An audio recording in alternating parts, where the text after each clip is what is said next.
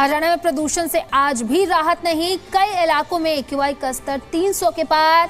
AQI स्तर बढ़ने से लोगों को हो रही है दिक्कत। बड़ी अपडेट, बड़ी जानकारी हम आपको बता रहे हैं।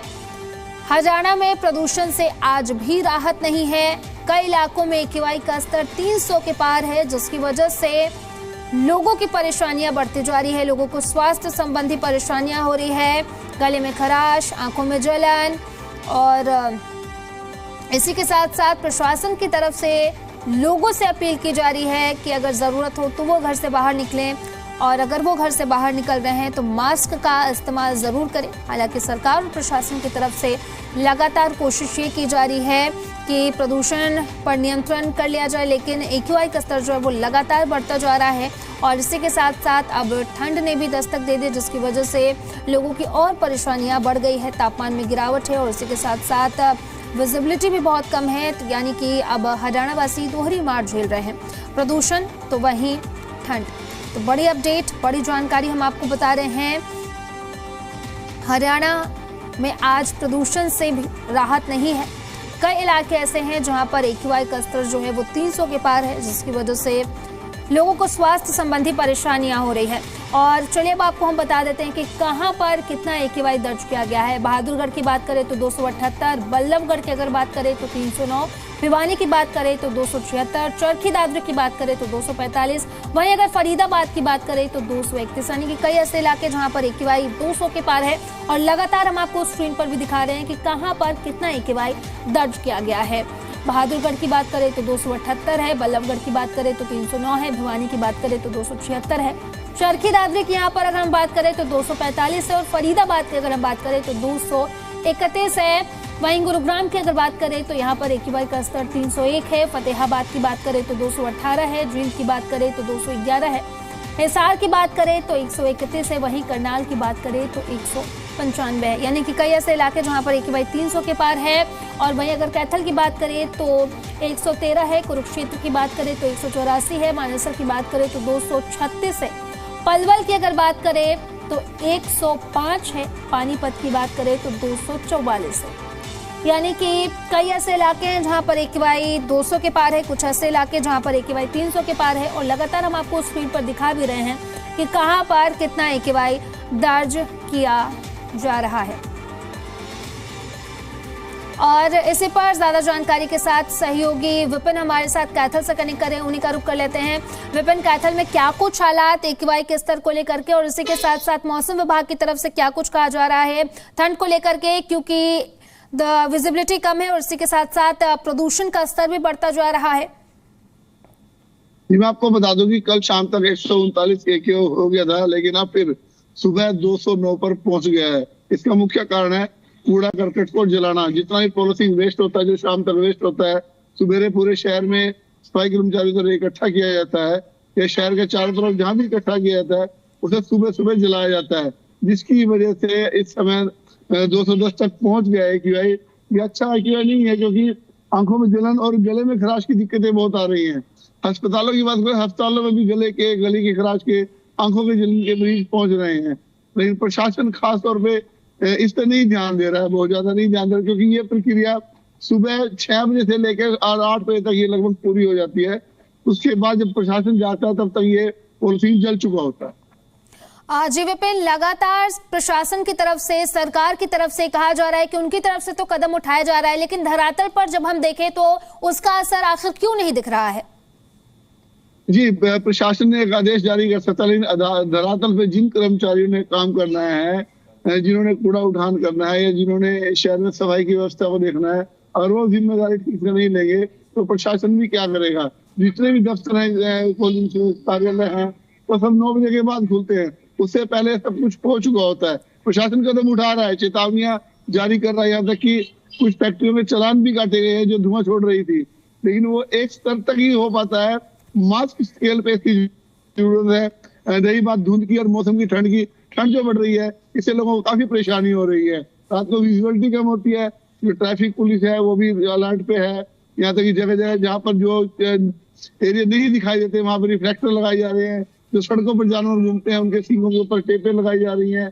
प्रशासन इस तरह के तो कदम उठा रहा है, लेकिन प्रदूषण से संबंधी कदम प्रशासन कोई बहुत ज्यादा नहीं उठा रहा है, जिसकी वजह से प्रदूषण फैल रहा है। ठीक है विपिन, लौटेंगे आपके पास। हमारे साथ कमरजीत भी बने हुए हैं करनाल से। कमरजीत, करनाल में क्या कुछ हालात है AQI के स्तर को लेकर के, और वहीं पर जनता की तरफ से क्या कुछ कहा जा रहा है, क्योंकि लगातार AQI का स्तर बढ़ रहा है और साथ ही साथ स्वास्थ्य संबंधी परेशानियां भी हो रही हैं लोगों को। देखिए, अगर बात करें लगातार ऐसी चीजें देखने को मिल रही है, उसका सबसे बड़ा कारण जैसे विपिन ने बताया कि फैक्ट्रियों या कूड़ा जलाना सबसे बड़ा कारण रहा है। और उसके साथ अगर बात करें ये करनाल, कैथल या पानीपत या सोनीपत की बात करें तो यहाँ सबसे ज्यादा धान की फैक्ट्रियां हैं, राइस मिल है, उनकी वजह से ज्यादा धुआं और पोल्यूशन हो रहा है। इसके साथ अगर बात करें तो यही कारण सबसे मुख्य कारण रहा है। और उसके साथ ओपीडी लगातार बढ़ती जा रही है। ओपीडी को बढ़ने के कारण ही सबसे बड़ी बात तो यह है कि लगातार जो AQI बढ़ रहा है, और उसके साथ साथ जो धुआं है, धुएं के साथ साथ अब ठंड भी बढ़नी शुरू हो गई है। जैसे कि मौसम विभाग ने बताया कि आने वाले 2-4 दिन में ठंड और ज्यादा होगी। जैसे पहाड़ी क्षेत्र में लगातार बर्फबारी हो रही है, चाहे उत्तराखंड की बात करें या जम्मू कश्मीर की बात करें, वहां पर काफी ज्यादा बर्फबारी हो रही है, उसका असर अब दिखने लग गया। और लोग कहीं ना कहीं अगर बात करें तो गर्म कपड़े पहनने को मजबूर जरूर हो गए। उसके साथ साथ जो पोल्यूशन है, पोल्यूशन का असर भी कई जगह पर पड़ता जा रहा है। पानीपत की बात करें तो पानीपत में सबसे ज्यादा जो फैक्ट्रियां हैं, उन फैक्ट्रियों की वजह से पोल्यूशन का स्तर बढ़ता जा रहा है। और करनाल, कुरुक्षेत्र और तमाम ऐसे जो कैथल है, वहां पर कहीं ना कहीं अगर बात करें तो राइस मिल की वजह से, जहां दूसरे कूड़ा जलाने की वजह से ऐसी समस्या हो रही है। और समस्या को लेकर बात करें जो डॉक्टरों का भी यह कहना है कि ओपीडी जो पहले 1500-1600 थी, अब 2000 से ऊपर तक पहुंच गई है। उसके साथ अगर बात करें प्रशासन की तरफ से एडवाइजरी जरूर जारी की गई है, लगातार अवेयर भी करने की कोशिश की गई है। लेकिन कहीं ना कहीं अगर बात करें तो जो सफाई कर्मचारी हैं वो कूड़ा कहीं ना कहीं फेंक कर उसको आग लगा देते हैं। इसका भी ये सबसे बड़ा कारण है। और उसके साथ साथ जो फैक्ट्रियों वाला कारण है वो भी बड़ा कारण रहा है। जी ठीक है कमरजीत, लौटेंगे आपके पास। हमारे साथ विपिन भी लगातार बने हुए हैं। विपिन, अगर कारण की बात करें कि क्या कारण है प्रदूषण बढ़ने के, क्योंकि पराली की बात कही जा रही थी, लेकिन देखा गया कि इस बार पराली जलाने के केसेस भी कम आए हैं, लेकिन उसके बावजूद भी AQI का स्तर जो है वो बढ़ता जा रहा है। जी, पराली जलाने के जो मामले थे वो कम दर्ज किए गए हैं, कम नहीं हुए हैं। क्योंकि किसानों द्वारा कैथल के इलाके की मैं बात करूंगा तो कैथल के इलाके में जो अधिकारी पराली जलाने से रोकने गए उनके साथ मारपीट हुई। उसके बाद कर्मचारी अलर्ट पे हो गए, सुरक्षा मांगने लगे। अब इतने कर्मचारियों को सुरक्षा देना भी इतना आसान नहीं होता, तो इस वजह से पराली जलाने के जो मामले हैं दर्ज कम हुए हैं, ना कि पराली कम जली है। पराली जितनी जलती थी कोई मामूली थोड़ा बहुत असर पड़ा हुआ पराली प्रबंधन पे, लेकिन जितनी पिछले साल जली थी उतनी इस साल जली है। मामले दर्ज कम किए गए हैं।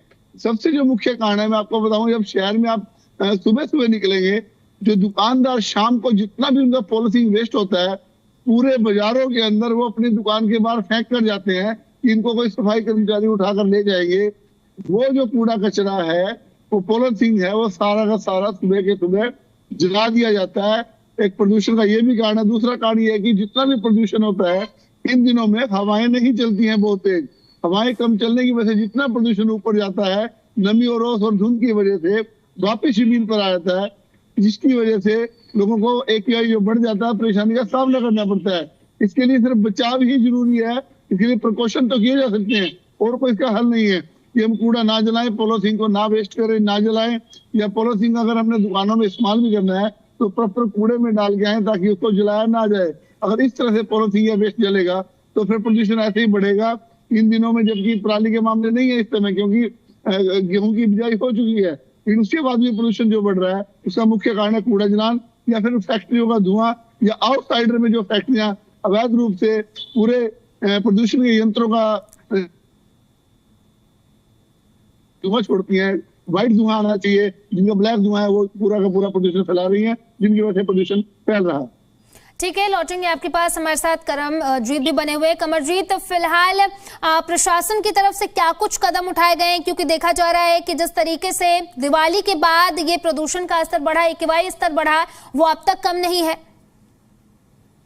देखिए, अगर बात करें तो प्रशासन की तरफ से एडवाइजरी जारी करके छोड़ दिया गया। और अगर बात की जाए तो कल करनाल का AQI 315 पार कर गया था और उसको लेकर एक कहीं ना कहीं खतरे की घंटी जरूर थी। उसके साथ अगर बात करें तो विपिन जैसे कह रहे थे कि पराली वाला मामला आपकी बारिश हुई है, नहीं था। पराली को जलाए हुए 1 महीने से ऊपर का समय बीत चुके। अगर बात की जाए तो अक्टूबर के लास्ट तक पराली के मामले सामने आते हैं, उससे पहले जरूर मामले जरूर पराली के आए थे। इसके साथ अगर बात करें तो कि किसानों की जो फसल है, गेहूं की फसल है, तमाम फसलें हैं 1 महीने के ऊपर के हो चुके हैं। पराली का कोई इशू नहीं है अब की बार। हो सकता है कि जो फतेहाबाद है या सरसा जिले हैं वहां पर कुछ असर पराली का दिखे, लेकिन अगर बात करें तो हाईवे बेल्ट पूरी है, वहां पर पराली का स्तर पराली बिल्कुल कम जलाई गई है। और उसके साथ अगर बात करें तो फैक्ट्रियों ही सबसे बड़ा कारण है। और इसके साथ अगर बात करें, आपने एडवाइजरी की बात करी, प्रशासन की बात करी, प्रशासन ने कहीं ना कहीं अगर बात की जाए तो लगातार जो मामले बढ़ रहे हैं इसको लेकर